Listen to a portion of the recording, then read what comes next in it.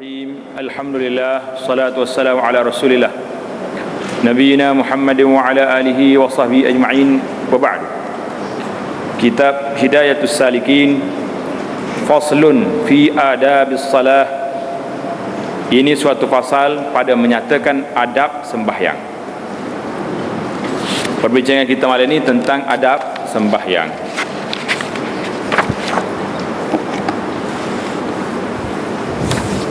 Apabila selesai engkau bersuci daripada hadas. Jadi malam kita baca dah bab semaya-semaya sunat dah habis dah. Ini adab secara umum nak semaya macam mana. Apabila selesai engkau bersuci daripada hadas, sama ada hadas besar ataupun hadas kecil, dan bersuci daripada najis pada badan dan pada kain dan pada tempat. Maknanya seorang yang nak melakukan salat, nak sembahyang, mesti dia tu bersih, tubuh badannya bersih, dan pakaiannya, tempat sembahyangnya mesti bersih. Dan selesai pula daripada menutup aurat. Nak tutup aurat pula. Syarat dianya nak sah sembahyang ni mesti tutup aurat. Yang antara pusat dan lutut, antara pusat dengan lutut ni, inilah aurat pada tu maknanya bagi lelaki. Dan yang pada perempuan yang hamba orang. Hamba tak ada lagi sekarang ni. Ada hamba tapi hamba tak resmi, dia panggil orang gaji tu. Yang buat hamba dem. Tu tak pakar tu, tidak masuk dalam rukun hamba yang sebenarnya. Jadi kita bahas di sini aurat orang laki-laki sekurang-kurangnya pusat dengan lutut aurat ni. Jadi tak boleh lagi kita pakai seluar pendek atas pada lutut. Sama ada dalam semaya ke, dalam nak main ke, nak berjalan ke, jangan pakai. Mesti kita pakai tutup pusat dengan lutut. Sebahagian masyarakat kita ni dia tutup dah pakai kain sarung dah. Tapi kilah tu pelik sangat. Tubuh pakai bawah pusat jolol mai tutup pusat. Ataupun nyokilah buat dah naik atas pada lutut, tak boleh juga. Dia tak syarat seluar pendek, seluar panjang. Yang pentingnya nak tutup di antara pusat dengan lutut, itu yang paling minimum, paling kurang. Yang sempurnanya kita akan baca dalam semaya ni kena tutup belakang. Adapun aurat perempuan yang merdeka, orang perempuan biasalah, hamba tak ada lagi sekarang ni. Orang perempuan sekat tu ya tak payah. Maka iaitu sekalian tubuhnya, semua tubuh dia kena tutup aurat belakang, melainkan mukanya dan dua tapak tangannya dan belakang tangannya hingga pergelangannya. Ini aurat orang perempuan, semua sekali kena tutup daripada kaki sampai ujung rambut dia, dikecualikan buka sempadan muka ni, muka tempat dia ambil wuduk, dan dua tangan dia. Banyak ramai penulis dia tulis dan dua tapak tangan. Itu satu orang panggil terlepas pandang. Boleh katakan kebanyakan penulis dia kata aurat perempuan ni boleh buka di antara muka dengan dua tapak tangan. Mana belakang tangan tak ada. Sebab apa? Sebab dia terjemah daripada perkataan al-wajhu wal kaffan. Muka, kaf tu mana tapak tangan, betul. Tapi bukan dia nak sebelah ni, maknanya sebelah ni kena tutup. Jadi kita kena beli sarung tangan, buka belah sini, belakang tutup. Tak ada orang buat lagi tu. Maknanya dia boleh buka di antara, dalam kitab kita ni jelas. Tengok. Dua tapak tangannya dan belakang tangannya hingga pergelangannya. 3 kalinya juga. Mak tamat dah lah tu. Maknanya kita kena kata boleh buka di antara tangan dan muka. Tapi nak detail macam ni lah. Tapak tangan, belakang tangan dan hingga pergelangan tangan. Ni detail. Maknanya orang panggil tak ada takwil lagi. Sebab apa orang Arab dalam penulisan dia tulis al-kaffan, dua tapak tangan. Kenapa? Sebab kalau kita kata yadun, dia takut melarat sampai sin, sampai ke siku. Jadi dia stop cakap tangan, cakap ni tapak tangan. Tak dia lebih pada ni. Itu berhalusnya orang Arab kira-kira dia. Tapi penterjemah yang terjemah kita Arab dia tulis dua tapak tangan. Jadi ramai sahabat-sahabat kita penulis yang tanya, jadi kalau yang tak tulis dua tapak tangan, di belakang tangan tak boleh buka, dia termenung. Dia kata betul juga, memang kita terlepas pandai dalam masalah ni. Jadi tak usah tak payah keliru lah, dia boleh buka macam ni, tangan agak pergelangan tangan gitu. Kalau seorang perempuan tu muslimah yang hakikiyah, yang sejati, pakaian dia keluar daripada rumah itulah pakaian dia boleh semaya. Tak payah bawa kaikan tau. Duk menyusah kalau cebek kaikan pergi mari buat apa? Sebab kita sudah terpengaruh dengan pakaian moden, pakaian orang kafir yang ajar kepada orang Islam, pakaian yang kita pakai ni, baju ni tak cukup syarat untuk salat. Dia sepatutnya baju kita pakai cukup syarat untuk salat. Dengan telekung dianya, dengan baju kacing sini kemahnya, tak ada apa. Orang sekarang bila nak janguk buka pakai baju lengan luar, dia pakai pula sarung tangan sampai sini. Macam-macam rekod. Dia tahu benda tu salah, tahu. Tapi oleh kerana pengaruh orang putih ni kuat, kita panggil orang putih lah, tak kira lah orang berapa pun, asal kau tidak Islam, orang putih. Pengaruh orang putih ni duduk dalam kepala kita terlalu hebat, pakaian ikut orang putih, nak makan pun ikut orang putih, nak makan pun ikut orang putih. Jadi pakaian orang wanita, ingat, boleh buka muka dia dengan tangan hingga pergelangan tangan. Jadi kalau kita tak payah nyusah-nyusah, buat pakaian kita, orang perempuan buat jubah yang cantik-cantik, jangan warna cukup. Bawa stoking dia pakai. Waktu nak semaya, tak payah duk cari kaikan atau kaya apa, tak payah. Naik atas masjid, stoking dia bersih, pakaian dia bersih, Allahu Akbar, habis kita. Dia kata tak biasa lagu ni. Tak biasa, tidak semesti tak boleh. Ini yang kita nak suruh biasa, nak ajar. Ada setengah orang wanita berjujur dia tunggu pergi masjid. Kenapa tak masuk? Tak ada kaikan tu. Sebab pakaian yang dia bawa ni tidak cukup syarat dengan Islam boleh buat semaya. Dia sepatutnya aurat wanita ni, dia khilaf ulama tu. Hak dia kata boleh buka ni luas dalam semaya. Luar semaya, mazhab Syafi'inya tutup habis. Tutup semua sekali. Baru betul. Sekali dengan tangan kena pakai sarung, muka kena tutup. Itu baru mazhab Syafi'i. Masyarakat kita ni bila sebut mazhab Syafi'i, nak tak silakan mazhab tu, tak silakan mazhab ke apa? Mana ada mazhab Syafi'i boleh buka muka? Tak pakai pula situ. Baik. Jadi orang perempuan kena ingat, muka dia dengan tapak tangan itu ittifaq ulama dalam salat. Tapi di luar semaya ada khilaf. Ada sebagian kata boleh buka juga muka dengan tangan, setakat tu saja. Ada yang kata kena tutup tangan dia pun kena tutup, muka dia pun kena tutup. Jadi kalau ada khilaf ulama macam ni, kita mesti persempitkan sempadan aurat kita. Kalau kita tak nak tutup muka, tak berani nak menghadapi cabaran orang akan gelar tengah jalan, ninja lah, gapo hatu kopeng macam-macam dah. Baik, kita ambil sempadan yang ada khilaf ulama, iaitu muka dengan takat tangan, takat pergelangan tangan. Lebih daripada tu lah, keluar daripada sempadan yang dibenarkan oleh syarak kepada pakaian wanita. Jelas tak jelas pada kita? Kalau lebih pada tu kan haram. Ambil tu jawab pada dia. Dia kata ustazah tu jangan kata tu. Kira apa kau ustazah? Kira kita dengan syariat. Islam ni tak boleh tengok orang, kena tengok agama, kena tengok peraturan dia. Kalau tengok orang, berat kita. Ustazah tak mudah jangan pada orang lain kadang-kadang. Baik. Kemudian selesai pakai wuduk sudah dah. Allahumma salli ala Muhammad. Aurat tutup dah, kemudian maka hadap olehmu akan kiblat. Jadi kita kena menghadap kiblat nak semaya dah ni. Padahal berdiri betul dan renggangkan kedua kakimu sekira-kira sejengkal. Mana waktu kita nak diri semaya jangan rapak kaki. Begitu. Renggang sikit. Dan baca olehmu qul a'udzu rabbin nas hingga akhirnya. Supaya terpelihara daripada was-was syaitan. Was-was ni mana gangguan syaitan.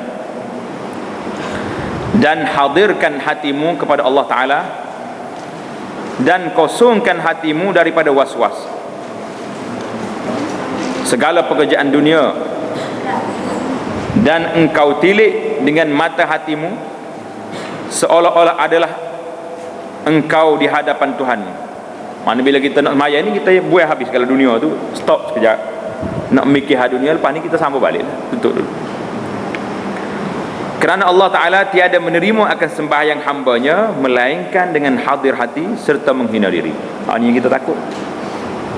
Syarat Allah Ta'ala nak terima semaya seorang ni, dia terima pada zahir. Bila kita cukup syarat semaya zuhur 4 rakaat, tak lebih daripada tu, terima pada zahir, sudah hakikatnya. Tapi hakikatnya semaya tu ada ruh atau tidak, ini masalah. Ada yang akan sebut dalam hadis kita mari ni. Maka apabila hadir hatimu serta Allah Ta'ala, maka ucap olehmu iqamah, Allahu Akbar. Dengar cerita ni. Jadi sebelum kita qamat tu, beki dulu hati ni. Kalau ada mikir apa-apa, betul dulu lain orang panggil ni. Kalau nak cari radio, dia ada channel dia. Betul dulu channel ni. Kita nak semaya ni, teringat abiok lain. Lo ni zaman telefon duduk dalam poket ni, tengok dulu telefon, jangan menyebut tengok semaya. Banyak masyarakat kita ni nyanyi betul. Orang tengah beribadat kepada Allah Ta'ala, telefon dia duduk muzik dalam masjid. Ya subhanallah. Tak cukup lagi muzik tu haram, sambung dalam masjid pula. 2 kali ganda. Setelah itu maka berniat engkau akan sembahyang, maka hendaklah engkau sertakan niat itu daripada permulaan Allah sehingga Ra Akbar, Allahu Akbar. Jadi kita niat di mana? Dalam hati kita. Allahu Akbar, niat dalam hati kita, aku semaya apa-apa yang kita nak ambil, zuhur, asar, maghrib. Dan sunat engkau angkatkan kedua tanganmu itu serta permulaan takbiratul ihram hingga berbetulan hujung jari kedua tanganmu itu dengan hujung kedua telingamu. Dulu kita belajar dah dalam bab ni kan, awal kitab dulu. Tapi ni dia ulang balik secara umumnya. Semaya cara umum daripada awal sampai akhir. Jadi akad takbir gini. Angkat gitu, buka gitu. Berbetulan hujung jari kedua tanganmu itu dengan hujung kedua telingamu. Dan berbetulan ibu jari kedua tanganmu itu dengan telingamu yang bawah. Duduk situ lah kita. Allahu Akbar. Setelah itu turunkan olehmu akan kedua tanganmu itu. Waktu turun tangan, dia ada 2 cara. Dalam huraya kita jelas dah baru ni. Lafaz sifat salat yang mari pada Nabi sallallahu alaihi wasallam, angkat tangan ni. Sama ada kita angkat dulu, angkat tangan naik dulu, Allahu Akbar. Satu. Ataupun Allahu Akbar, awak angkat tangan. Ataupun Allahu Akbar serentak. Tiga-tiga ni ada riwayat daripada Nabi sallallahu alaihi wasallam. Setelah itu turunkan olehmu akan kedua tanganmu itu, turun tangan. Setelah itu maka angkat olehmu akan kedua tanganmu kepada dadamu. Tanda tepat, dadamu. Mana dada? Dada kita kat mana? Sini. Ke ni nada. Jadi dalam kitab kita ni kata, turunkan olehmu akan maka angkat olehmu, tangan kita turun tadi, angkat olehmu kedua tanganmu kepada dadamu. Tak di dada. Jangan tak di pusat kau, letak di perut.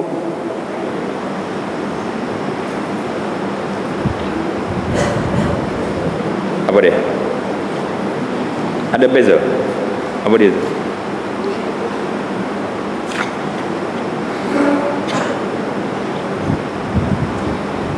Tengok dalam kitab yang besar tu salah. Pasal tu kita tak minat yang besar ni. Dia tulis di sini di dalam serta ditaruhkan telapak tangan. Dadam baiki apa? Kitab-kitab yang besar tu baiki. Kitab yang ni, yang nuskah ni salah.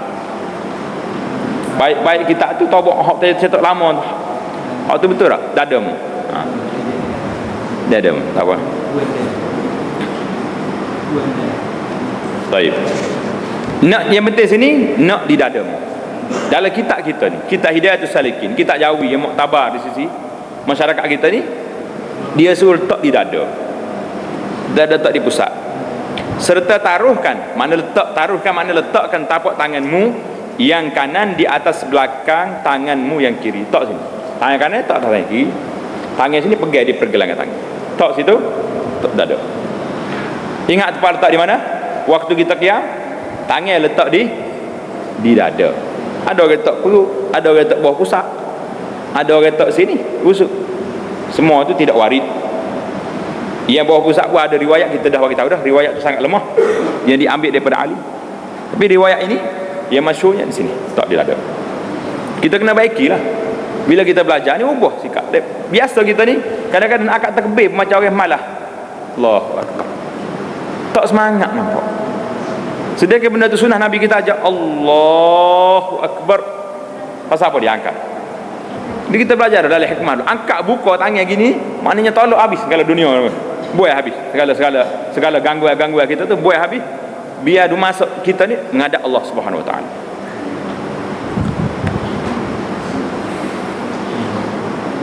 Setelah itu baca olehmu Allahu Akbar kabira walhamdulillahi katsira wa subhanallahi bukratan wa asila. Kita baca dulu dalam kitab kita dulu riwayat-riwayat yang mari ni. Wajjahtu wajhiya lilladzi fatara as-samawati wal arda hanifan musliman wa ma ana minal musyrikin. Inna salati wa nusuki wa mahyaya wa mamati lillahi rabbil alamin. La syarika lahu wa bidzalika umirtu wa ana minal muslimin. Itu baca dia panggil doa apa tu? Doa iftitah. Kemudian maka baca olehmu a'udzubillahi minasyaitonir rajim. A'udzubillahi minasyaitonir rajim. Boleh baca kuat ke slow? Perlahan. Jangan baca kuat. Kamu ni ada tu email baca a'udzubillah dah dalam sembahyang. Dia terlebar apa mari mana dia kata. Dia terjumpa dalam kitab ni. Bismillahirrahmanirrahim. Bismillah ni kita dah sebut dah itu tentang khilaf ulama tentang nak kuat ke nak slow. Jadi masyarakat kita sini baca jaharan, macam bismillah sama derah dengan al-Fatihah. Alhamdulillahirabbil alamin hingga ke akhirnya. Dan hendaklah engkau nyarinkan bacaan jika engkau sembahyang seorang diri atau imam pada 2 rakaat fardu subuh dan 2 rakaat yang pertama fardu maghrib dan 2 rakaat yang pertama pada fardu isya. Melainkan jikalau ada engkau makmum, maka iaitu sunat diperlahankan sekira-kira didengar oleh telinga dirimu. Jadi jangan ada makmum kita di belakang imam baca suara ganggu orang lain. Kadang-kadang kita imam sini dengar suara makmum, bunyi suara pedang, tak boleh. Itu mengganggu majlis ketenteraman. Orang lain pun serah, apa pelik orang ni baca. Derah nak jadi imam juga ke? Ataupun mengganggu jiran dia sendiri, sebelah orang sebelah dia tu kacau. Dia tengok, sekadar dengar oleh telinga dirimu saja. Dan sunat engkau jaharkan. Apa dia jaharkan? Kuatkan. Nyaringkan, mana jaharkan? Tanda apa? Jaharkan makna nyaringkan ataupun kuatkan suara. Amin serta imam. Jadi bila imam selesai waladdallin, amin kena sekali dengan imam serentak wa amin. Jadi itu mana jahar, mana kuatkan.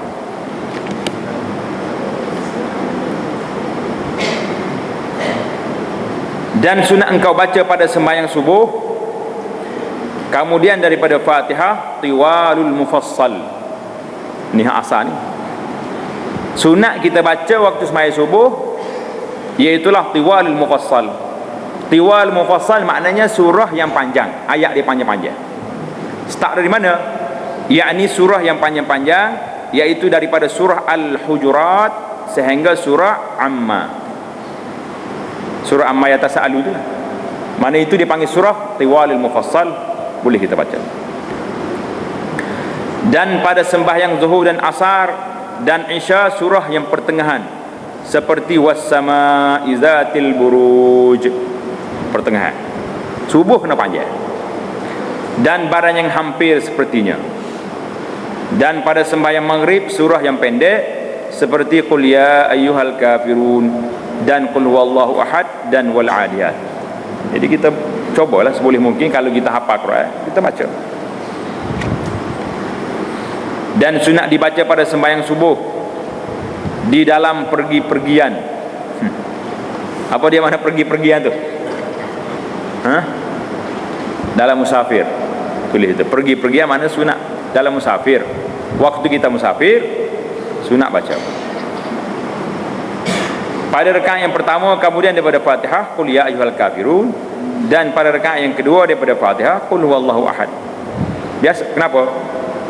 Sebab orang musafir ni dia sibuk nak berjalan. Kalau nak baca surah Al-Hujurat pula sambung panjang-panjang lagi, terkejut orang belakang ni macam mana kita nak berangkat ni. Dan hendaklah engkau pada ketika berdiri sembahyang itu menundukkan kepala. Jadi waktu berdiri tunduk kepala ke bawah, padahal engkau sampaikan akan tilik matamu atas tempat sujudmu. Maknanya mata kena tengok tempat sujud, tak payah tengok akak kiri kanan, supaya hadir hatimu. Jadi kalau orang tanya kenapa waktu salat mata kita kena tengok tempat sujud, kata Syekh, supaya hadir hatimu. Maknanya hati kita jangan jauh. Kalau jauh pandangnya, orang tua kata luas pemandangnya, panjang khayalan. Betul tak?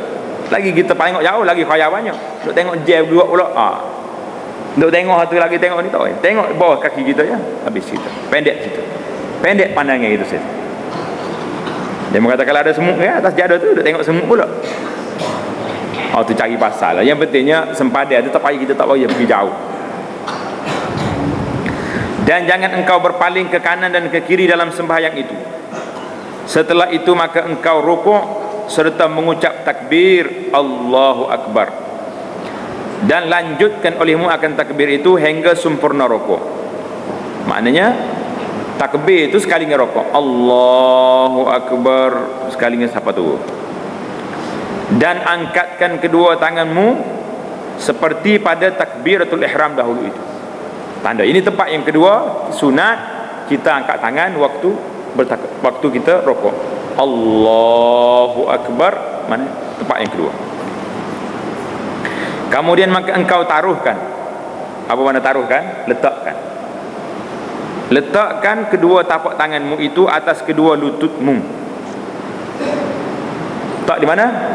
Atas lutut.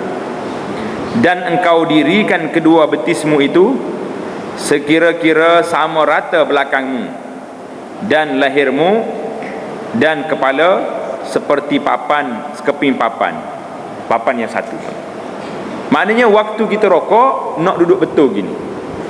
Jangan rokok macam orang panggil tauk apa ni orang mengai ni, apa jerak ke dia tauk gitu, bengok belok itu nak sama gitu, belakang sama.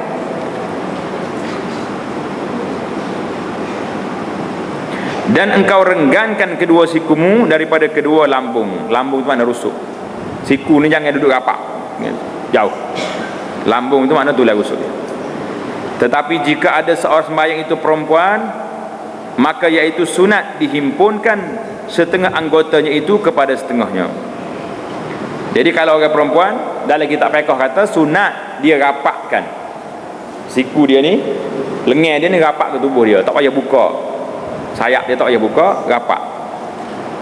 Itulah di antara perbezaan beberapa tempat dalam sembahyang yang berbeza di antara laki-laki dengan perempuan, iaitulah waktu rokok, waktu sujud ni orang perempuan kena rapat, orang laki-laki buka sayap. Walau macam mana pun inilah pendapat para fuqaha, walaupun dalil yang mengatakan berbeza laki-laki dengan perempuan ini sangat lemah. Sebagaimana kata Imam Al-Baihaqi, dia kata rawa mausulan, apa ni, dua sanad ini mausul tapi rawi dia matruk. Bila rawi matruk mana hadis tu dhaif. Batas itulah sebagian ulama kata tak ada beza laki-laki dengan perempuan dalam masalah ini, dalam masalah nak rapat ke nak buka. Jadi kita tak payahlah duduk kelahi dalam masalah ini, nak buka, nak rapat. Kalau ada ruang, kalau ada ruang jangan duduk buka. Dan baca olehmu dalam rukuk itu subhana rabbiyal azim 3 kali. Dan jikalau ada engkau sembahyang seorang, maka lebih olehmu daripada 3 kali itu hingga 7 kali, atau hingga 9 kali, atau hingga 11 kali, iaitu yang terlebih afdal. Jadi kalau kita jamak lebih baik. Kita baca subhana rabbiyal azim 3 kali, kemudian kita baca lagi subuhun qudus, banyak lagi rabbighfirli, doa-doa lain yang warid pada Nabi sallallahu alaihi wasallam yang dibaca dalam rukuk.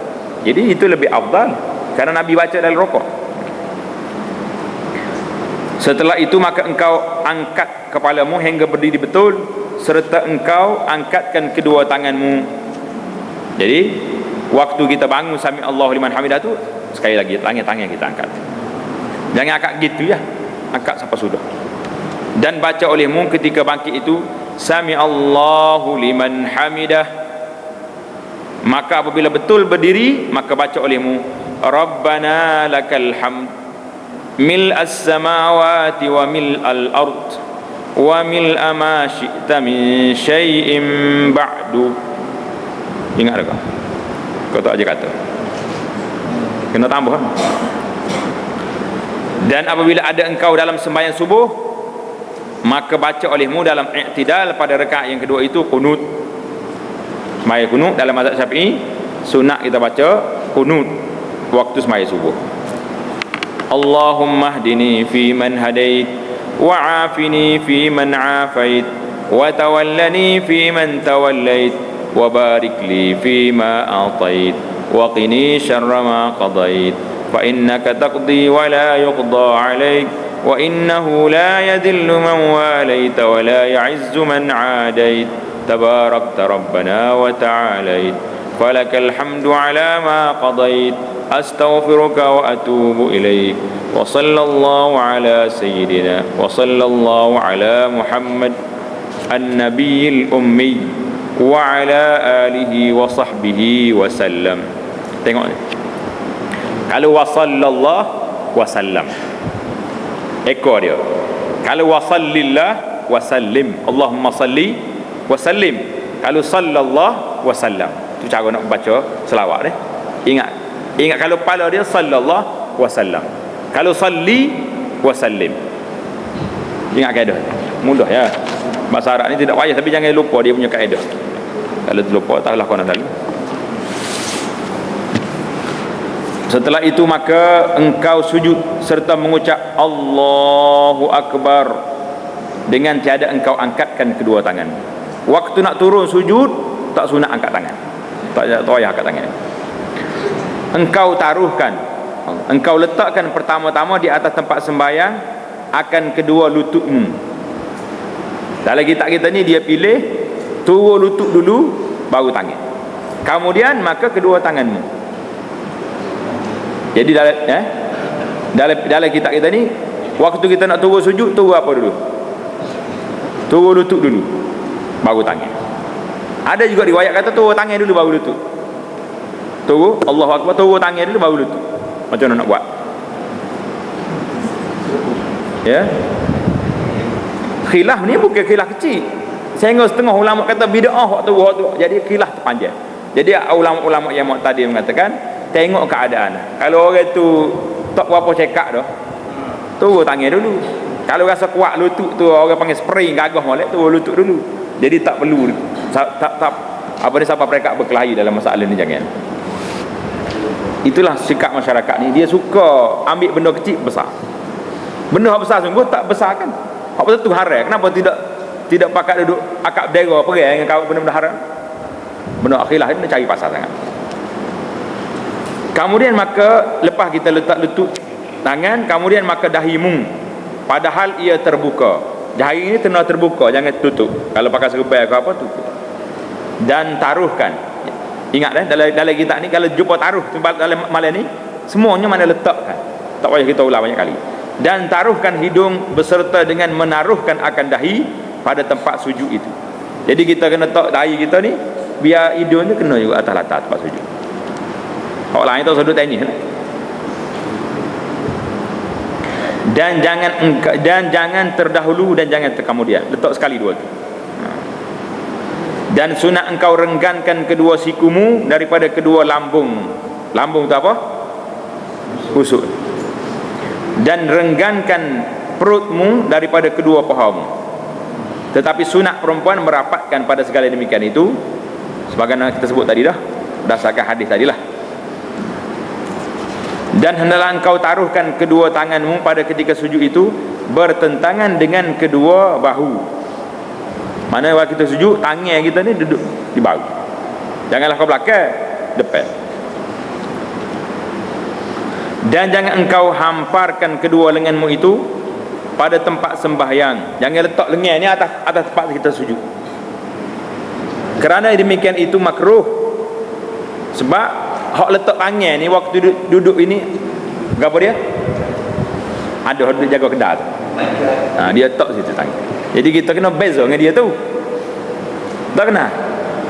Pergi jalan kedai tengok dia letak tangan sama. Jenis masa jenis macam kau malah gitu dia panggil. Dan baca olehmu pada ketika sujud itu subhana rabbiyal a'la wa bihamdih 3 kali atau 7 kali atau 9 kali atau 11 kali. Jadi penjelasan kita bagi tahu dah, kalau kita jamak di antara subhana rabbiyal a'la wa bihamdihi dengan doa-doa yang maksud daripada Nabi sallallahu alaihi wasallam, itu cantik, iaitu yang terlebih afdal pada orang yang sembahyang seorang-seorang atau imam yang redha makmumnya itu dengan dilanjutkan. Jadi imam kalau nak baca panjang dalam rokok, dalam sujud, dia kena ittifaq dulu dengan ahli jemaah. Macam mana ahli jemaah setuju ke tak kita panjang sikit? Kalau orang tua kata tak cekak dah awal tangan, tak boleh. Hak dia. Macam semaya di masjid haram kah? Dia rokok dengan sujud dalam semaya tahajud, gegar lutut kita. Kena tahan tak mudah. Lama tu sekiranya kita khayal.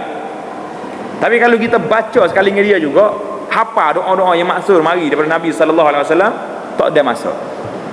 Tak, kita tak ada habis lagi baca, imam bangun dah. Cepat pula malam ni. Berasa cepat. Yang jadi lama ni sebab kita tak tahu nak apa. Tak reti nak buat apa. Sebab itulah bila kita boleh duduk lepok di tempat mana-mana tempat duduk lepok sana sini tu, kita tak tahu nak buat apa. Sedangkan waktu berjalan setiap detik ni, kalau kita tambah dengan zikir, menyebut nama Allah Subhanahu Wa Taala, subhanallah, alhamdulillah, Allahu akbar, setiap detik martabat kita naik. Tak cukup masa. Tapi bila kita tak reti nak guna masa, kita serah tak ada masa. Macam juga kali-kali kerja, kata kan alhamdulillah tak ada kerja, padahal kerja bertambah lagi, cuci kawasan tempat dia nak kerja ke, duduk dalam pejabat, buat debu-debu dalam pejabat tu, banyak kerja. Tak ada kerja, duduk main lillah, minum kopi, baca surat khabar. Manusia bila dia tak reti nak buat kerja, dia serah tak ada kerja. Cuba kita, kenapa kita tak berdiri semaya? Kenapa kita tak boleh rokok lama, tak boleh sujud lama? Kerana kita tak reti nak buat gapo. Kalau orang sujud lama, tak iman ni pasti mana dia kata ni, tak apa ni, tak ikut peraturan. Jadi masalah. Tapi tengok ni, kalau kita imam, mesti kena ambil keredaan makmum. Kalau makmum tak reda, jangan kami tak ikat sakit lutut, tak boleh. Setelah itu maka engkau angkatkan kepalamu daripada sujud, padahal engkau mengucap Allahu Akbar hingga duduk. Betul. Dan duduk engkau ketika itu atas kakimu yang kiri, dan dirikan tapak kakimu yang kanan. Jadi siapa dia boleh, orak dia betul lagi, tak sakit kaki, hendaklah dia kena buat gini. Kaki, tapak kaki tu kena akak, jangan lepas gini. Tapi kalau akak tu menghilangkan kosong, menyebabkan sakit orak, kita apa, terpaksa. Bukan nak tinggal sunnah, tapi tak boleh nak laksanakan. Tapi waktu semaya sore, cuba lah buat. Sebab semaya sore kita bebas. Kalau puasa sakit, kita pelepah, ataupun kita rokok, jadi kita sujud. Ketika itu apa ni, dan duduk engkau ketika itu di atas kakimu yang kiri, dan dirikan tapak kakimu yang kanan. Tapak kaki kanan kena angkat. Dan engkau taruhkan kedua tapak tanganmu di atas kedua pahamu, dan dibaca olehmu Rabbighfirli warhamni warzuqni wajburni warfa'ni wahdini wa'afini wa'fu anni. Kemudian maka sujud pula seperti sujud yang pertama itu, sujud yang kedua. Setelah itu maka bangkit, duduk istirahat. Apa makna duduk istirahat? Duduk sekejap sebelum bangun. Pada tiada rakaat yang tiada mengiring akan dia tasyahud. Mana rakaat yang pertama dan rakaat yang ketiga kita boleh duduk istirahat sekejap. Setelah itu maka bangkit berdiri betul serta mengucap Allahu Akbar, dan sunat dilanjutkan akan takbir itu sehingga pertengahan berdiri. Tengok, tanda betul-betul. Sunat kita lanjut hingga pertengahan berdiri. Tak payah sampai kita berdiri betul. Jadi setengah imam ni dia tarik habis dah.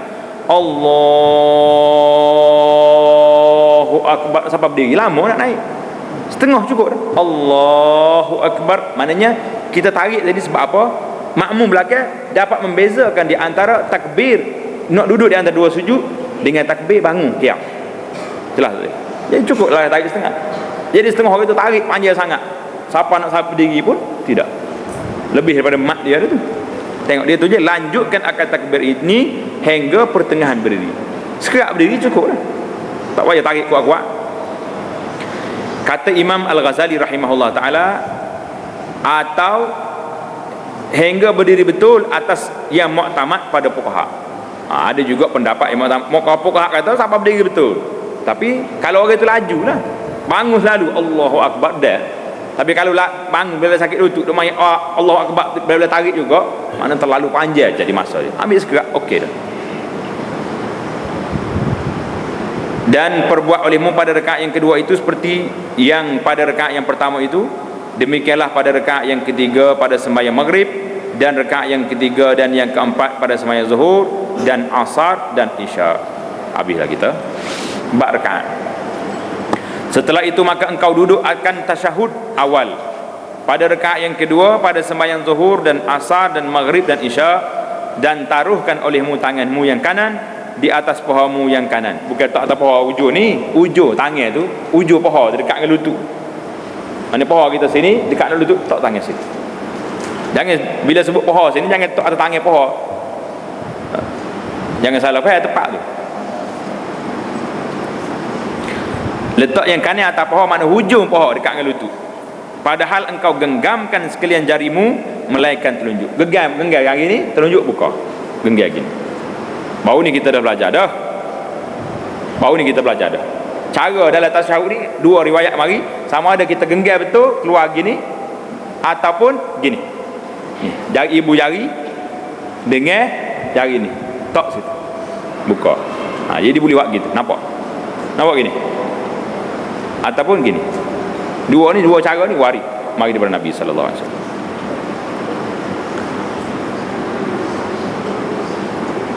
Maka iaitu sunat engkau lancarkan. Apa lancar ni? Luruskan. Ada situ lurus. Lunjurkan. Lunjurkan. Sini ditulis lancar. Salah nuskah kita. Lunjurkan mana Allah tangan ni. Dan sunat engkau isyaratkan telunjukmu itu, akak telunjuk ni, pada ketika mengucap illallah, asyhadu an la ilaha illallah. Mana biar tangan kita isyarat. Dan taruhkan olehmu tanganmu yang kiri di atas pahamu yang kiri, padahal ia terhampar atasnya, terbuka. Dan adalah kelakuan duduk pada tasyahud awal itu seperti kelakuan duduk pada antara 2 sujud yang telah terdahulu sebutnya. Dan dinamai akan dia duduk iftirash. Duduk ni ada 2 jenis dalam sembahyang ni. Satu duduk iftirash yang kita duduk macam tahiyat awal tu. Satu lagi dipanggil duduk tawarruk. Mana? Duduk tahiyat akhir.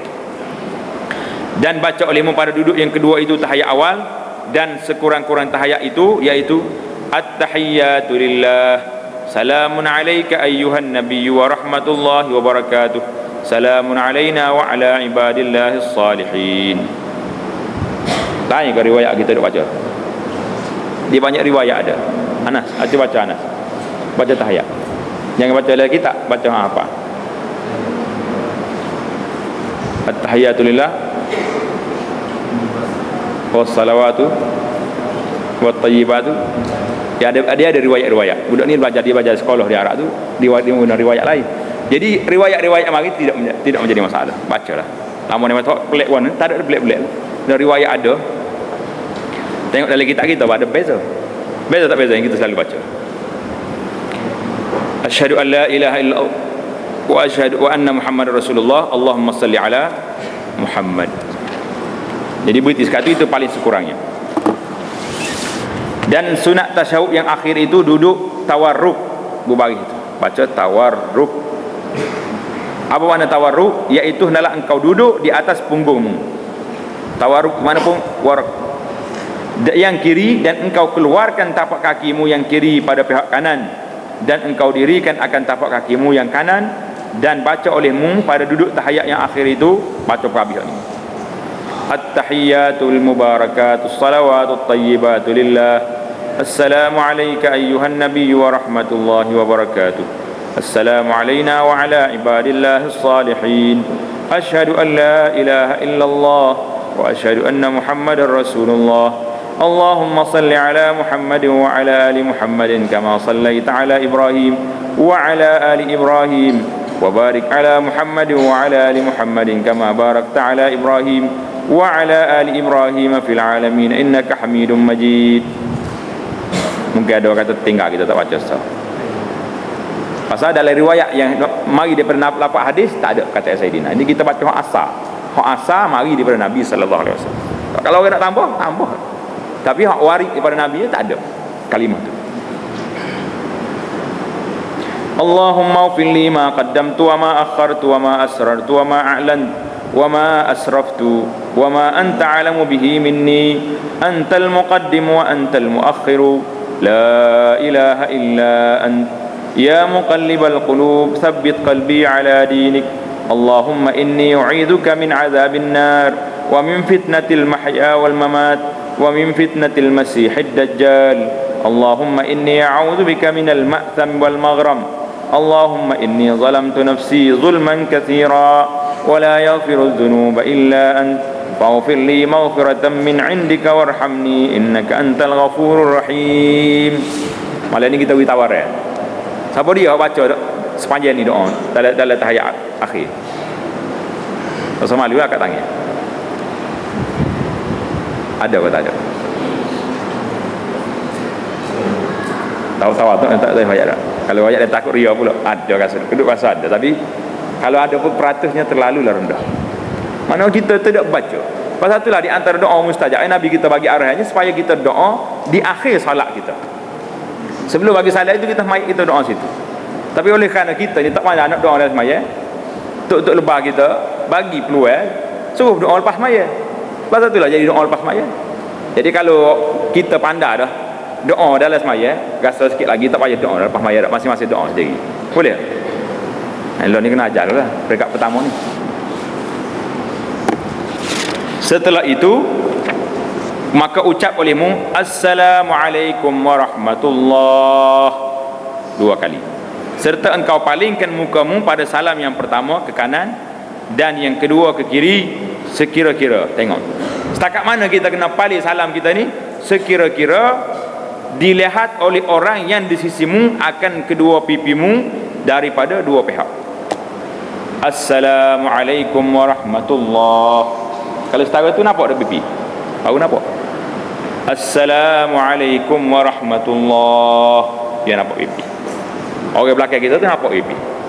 Jadi kalau kita setengah tu iman dia tak si paling. Assalamualaikum warahmatullahi. Assalamualaikum warahmatullahi. Nampak pipi tak? Kau nampak telinga? Nampak telinga itu tak nampak pipi. Nak paling betul tengok.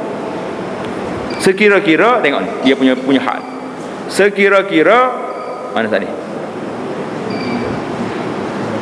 Dilihat oleh orang yang di sisimu akan kedua pipimu, nampak pipi.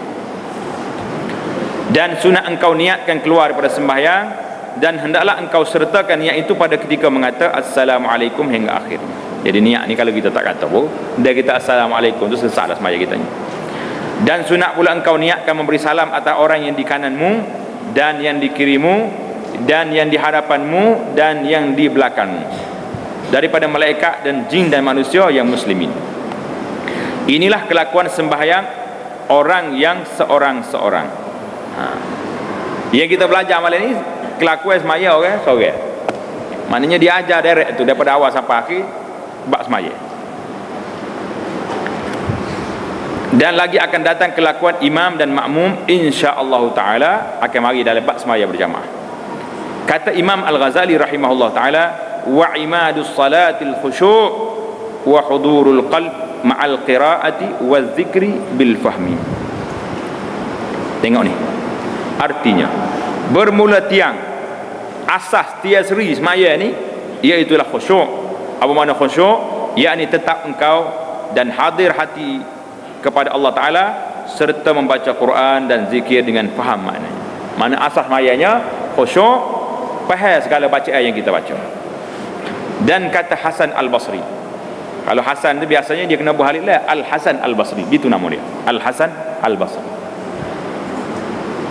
Ingat balik baik, kalau tulis nama Hasan jangan tulis S-H-A-S 2 kali, salah. Walaupun boleh kata kau orang Melayu ni kalau tulis Hasan S 2 kali tak. Kalau S-A-H-A-S-S-E-N dia baca Hasan, kena tulis kod Jawi dia nya Ha Sin Alif Nun, Hasan. Nama penyair hak hebat dalam zaman Nabi Hasan. Tapi kalau tulis kalau nak bernama Hasan H-A-S-E-N Hasan. Oh betul. Ni banyak kawan kita nak tambah S 2 kali. Hasan. Kod Jawi dia tulis Hasan, Ha Sin Nun.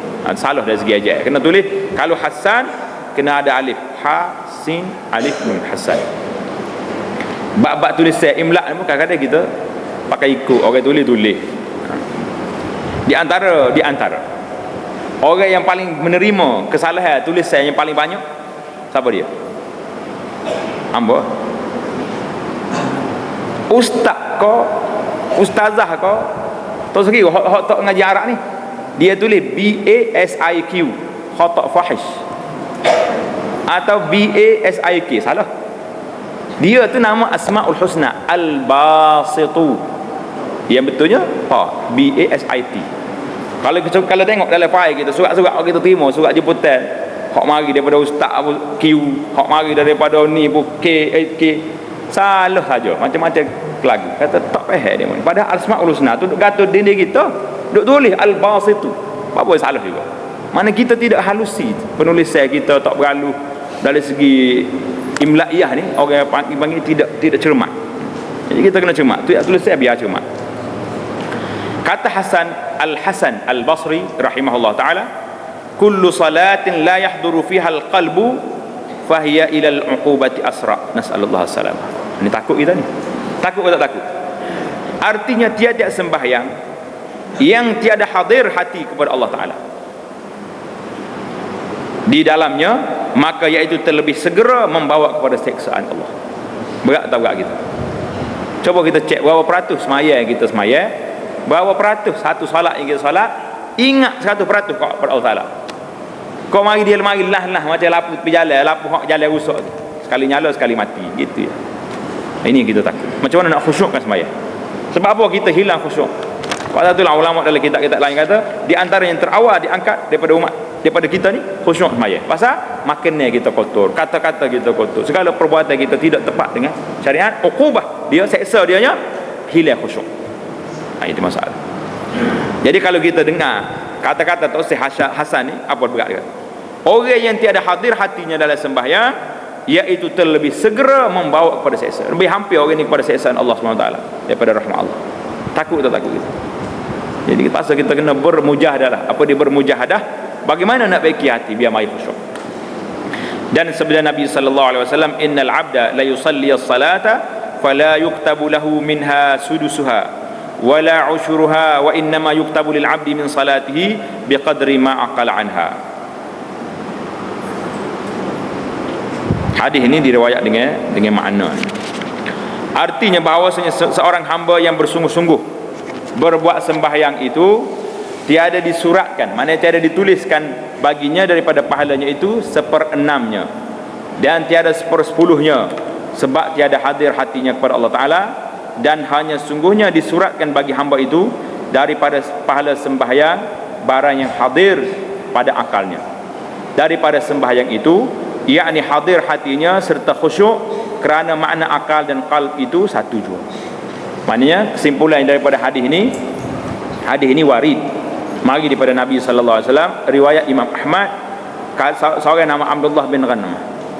Dia ni satu hari dia tengok seorang sahabat Nabi, Ammar ni masuk dalam masjid, semaya cepat-cepat, Allahu akbar, baca-baca cepat semaya. Sudah Ammar semaya, Abdullah ni mari, ya Syekh, ya Abul Yaqazan, dia panggil Tok Syekh, laqad khaffafta, aku tengok maya cepat hari ni. Kenapa? Sebab apa maya cepat hari ni? Biasa maya khusyuk molek. Kata dia Ammar, fahal ra'aitani an taqsu min hududiha syai'an. Betul saya maya cepat, tapi apakah saya saat ni tinggal benda-benda rokoknya untuk makninah tak ada? Dia kata tidak. Makna cepat dia ni bukan tak ada tamakninah, tak ada khusyuk. Dia lagi kata di Abdullah, la, tuas maya cukup rukunya apa ni comel maya, tapi cepat sikit daripada biasa. Kalau dengan baca panjangnya, gapo dia Ammar kata, qala fa inni badartu biha sahwat syaitan. Aku semaya saat ni, syaitan tengah duk sibuk duk buah mana bucu-bucu masjid tu, aku tengok dia duk buah situ, aku pergi semaya cepat-cepat. Takut dia mari kacau khusyuk aku. Ini karamat apa ni, kemuliaan Allah Taala beri pada sahabat. Dia nampak syaitan duduk buah apa dia tepi jalan tu, tepi masjid, dia pergi semaya cepat-cepat. Takut dia kawan tu sudah buahnya mari kosek, mari dia gogek hati. Sedap dia. Kalau kita nampak juga boleh lah buat lagu ni. Ni kalau tempat tak nampak aku dia main cepat express juga. Orang tanya mana cepat tu? Saya takut dia setan mai kosek mai kat mana. Ammar radhiyallahu taala boleh kata lagu ni dia sahabat Nabi yang besar. Ada kelebihannya, ada karamat dia. Kita nak kata dengan hujah mana? Jadi kata di Ammar, aku dengar Nabi sallallahu alaihi wasallam seorang itu semaya, Allah Taala akan tulis kepada dia sekadar khusyuk dia. Terima semaya, rukunya gugur, tapi pahala yang tingginya setakat mana dia khusyuk. Hadis riwayat Imam Ahmad, kata Syekh Al-Arnaud, hadis sahih. Jadi tamaklah kita bab adabus salah. InsyaAllah kita akan masuk pula dalam bab sembahyang berjamaah, faslun fi adabil imamati wal qudwah. Wallahu alam. Subhanakallahumma bihamdika asyhadu an la ilaha illa anta astaghfiruka wa atubu ilaik. Subhanakallahumma bihamdika asyhadu an la ilaha illa anta astaghfiruka wa atubu ilaik. Wa sallallahu wa sallam wa barak ala Muhammad wa ala alihi wa sahbihi ajma'in. Alhamdulillahirabbil alamin.